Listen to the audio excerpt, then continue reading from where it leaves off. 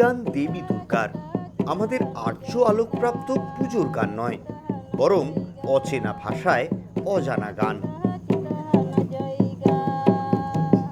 আদিবাসী সমাজের দুর্গা সঙ্গীত, সাঁওতালদের গান।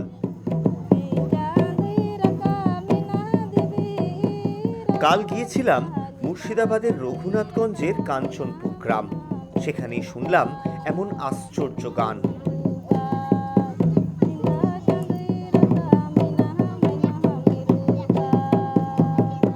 এই যে সকালে সূর্য যেমনি চারদিকে আলো ছিটিয়ে ওঠে, তেমনি আমরা মামারি দুর্গাকে এই সূর্যের চাঁদের এই আলোর সঙ্গে আমরা তুলনা করেছি, এবং রাতের জ্যোৎস্নার আলো আমরা ময়না পাখির সঙ্গে তুলনা করেছি। এবং রাতের আলোয় আমরা যারা কাজ করে তাদের আমাদের ধারণা যে রাতের বেলায় রাম, লক্ষ্মণ আর সীতা এরাই রাতের বেলায় ওরা কাজ করে। আচ্ছা আচ্ছা।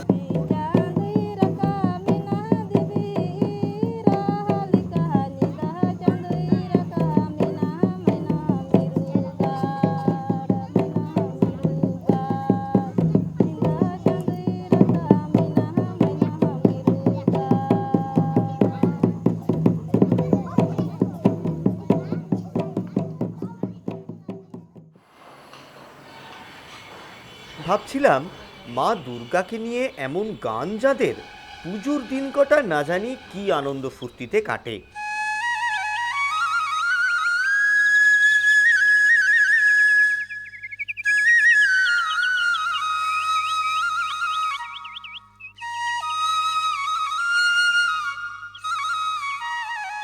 সেই সন্ধানেই ঘুরে দেখছিলাম গ্রামের ছবিটা।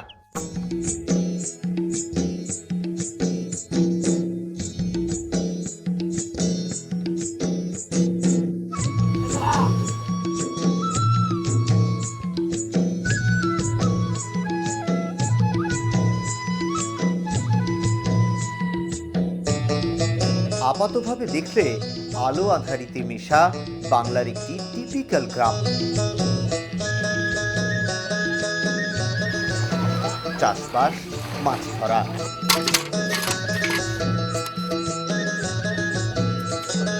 বাঁকা জোড়া ভুরু ভালো, জোড়া খোপার ফুল, আর দু গালের টোল ভালো, জোড়া কানের দুল। নিজেদের ঘর গেরস্থালি নিয়ে নিজেদের মতো করেই বেঁচে থাকা।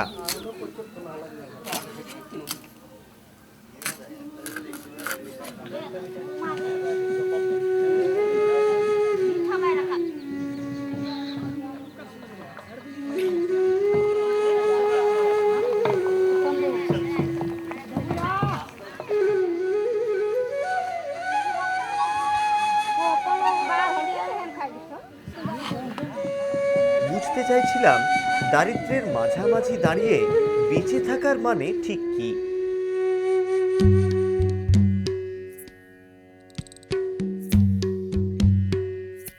সব ঘরই বোধহয় সমান, সব অন্ধকারই একরকম। তাই আমাদের হই হুল্লোড়ের দুর্গাপুজো আজও এখানে পুরোদস্তুর উৎসব নয়।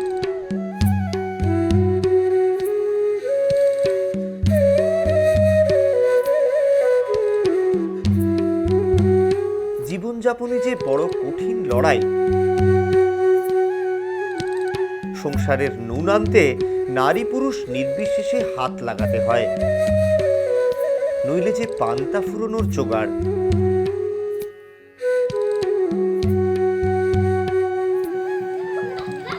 সঞ্জীব, এইখানে আমরা দেখো গ্রামের যে ছবিটা দেখছি, কাঞ্চনপুর গ্রামে, এখানকার পরিস্থিতিটা তুমি কিভাবে দেখেছো? এখানে কাজ করার সূত্রে এখানকার পরিস্থিতিটা কেমন? পুজোর মুখে মানুষগুলো কেমন আছে?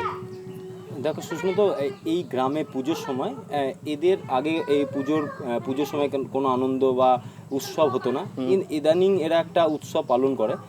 কেন্দ্রীয় সরকার 100 দিনের কাজ প্রকল্প যখন চালু হয়, এ জেলায় কিন্তু এই আদিবাসী এই গ্রামে এই বছর 3 বছর শুরু হয়ে গেলেও এই বছর প্রথম তারা কাজ পেয়েছে। তাও আর সবাই নয়, সকলে কিন্তু এখনো পর্যন্ত কাজ পায়নি। তাই মানুষকে যেভাবে প্রত্যেকটা মানুষ, এই আদিবাসী মানুষ, মুর্শিদাবাদের 30% মানুষ কিন্তু আদিবাসী, সেই মানুষ কিন্তু প্রচণ্ডভাবে তারা বঞ্চিত এই মুহূর্তে।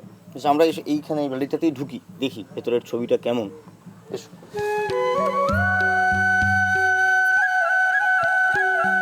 তবু এসবের মধ্যেও বেঁচে ওঠার জন্য লড়ে যান ওরা, লড়ে যান উৎসবের জন্য।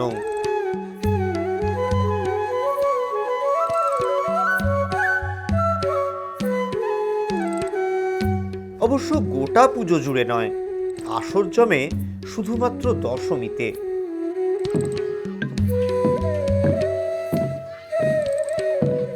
এত চমৎকার আপনাদের গান মা দুর্গাকে নিয়ে, তো এই সামনে মা দুর্গার পুজো, তো সেখানে আপনারা মানে সেটাকে উদযাপন করেন কিভাবে? আমাদের গ্রামে তো সেরকম পুজো হয় না, আমরা দূরে যাই, যেমনি মির্জাপুরে যাই, রঘুনাথগঞ্জে যাই আচ্ছা। দুর্গা ঠাকুর দেখতে।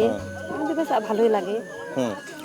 আর এমনি পুজোর সময় আপনাদের নাচ গান বা হ্যাঁ, আমাদের বেশিরভাগ পুজোর টাইমে আমাদের ছেলেরা মেয়েদের পোশাক, ছেলেদের পোশাক পরে, আর মাথায় পাগড়ি, ময়ূরের পেখম ওরা গুজে, ডাল, ওটা তো আছে আমাদের সাজ পোশাক, ওরা নাচ দেখায় এবং বাড়ি গ্রামে গ্রামে গিয়ে ওরা নাচ দেখিয়ে ওদের চাল ডাল এসব দেওয়া হয়।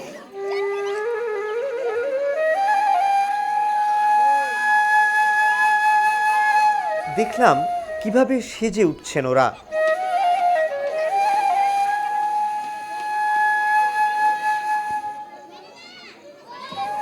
যেন স্লেট পাথরের খোদাই করা শ্রেষ্ঠ ভাস্কর্যের উপর শিল্পীর রঙিন সব আলপনা।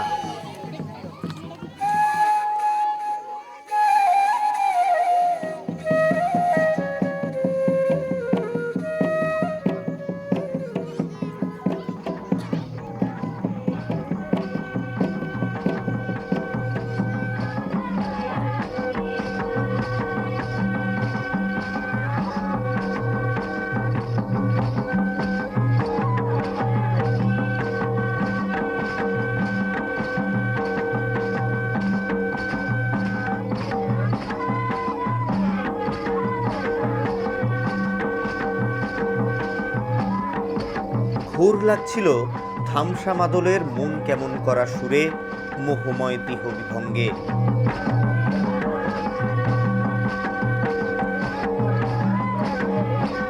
এবারও দশমীটা ওদের এমনই বদলে যাবে, রঙিন হয়ে উঠবে। কিন্তু বছরের বাকি দিনগুলোয় না, মা দুর্গা ওদের একদিনের অতিথি, তারপর আবার সেই এক রুটিন।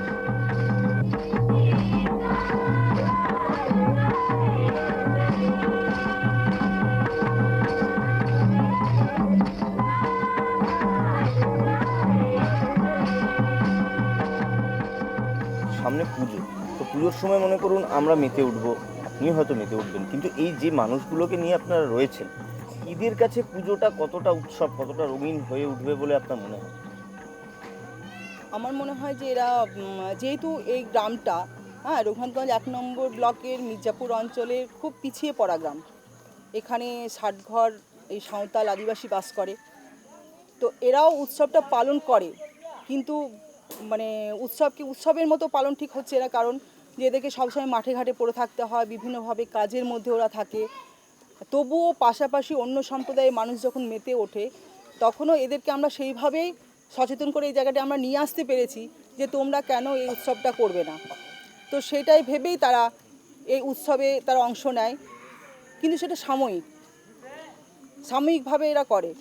কেন মানে তারপরে মানে তাদের সেই মানে কোন জায়গাটায় খেদ রয়ে যায় যে আর মানে খেদ রয়ে যায়, কারণ এদের একটা পিছন টান থাকে যে আমি যদি আজকে মাঠে না যাই, না কাজ করি, না পাহাড়ে যাই, তাহলে হয়তো আমার বাড়ির বাচ্চারা ঠিকমতো খেতে পাবে না বা কোনো কিছু, সেই তাগিদে তারা হয়তো মাঠে ধরতে হয়। এদের মধ্যে ছিল আগে বিগত দিনে যে এরা হারিয়া খেয়ে পড়ে থাকতো, কিছু বুঝতো না, সারাদিন হারিয়া খেতো, মাঠে একটু কাজ করতে গেল, এলো, ঘুমিয়ে গেল। হ্যাঁ, কিন্তু এখন সেই জায়গা থেকে পরিবর্তন হয়েছে এই কারণেই যে এখানে স্বনির্ভর গোষ্ঠীরা এই জায়গাটা খুব চাপ সৃষ্টি করেছে যে আমরা আর সেই পথে যাব না, আমরা অন্য সম্প্রদায়ের মানুষের মতো, আমরাও মানুষের মতো মানুষের আমার দেশে কৃষ্টি সংস্কৃতির সঙ্গে নিজেদেরকে জড়িয়ে নেব বা সেইভাবে কাজ করব। তো সেই জায়গা থেকে আমি দেখতে পাচ্ছি যে এরা ঠিক একটা খুব ভালো জায়গায় তারা আসছে এবং আসার মানসিকতাও এদের আছে।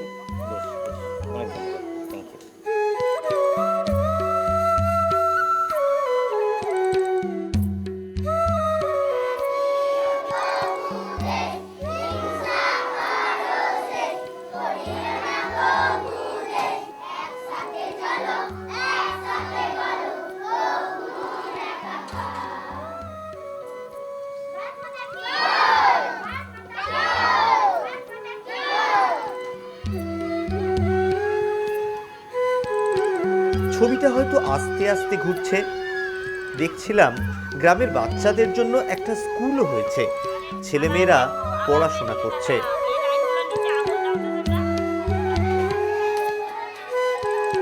ওরাই হয়তো একদিন হয়ে উঠবে মা দুর্গার মতো তিমির বিনাশী।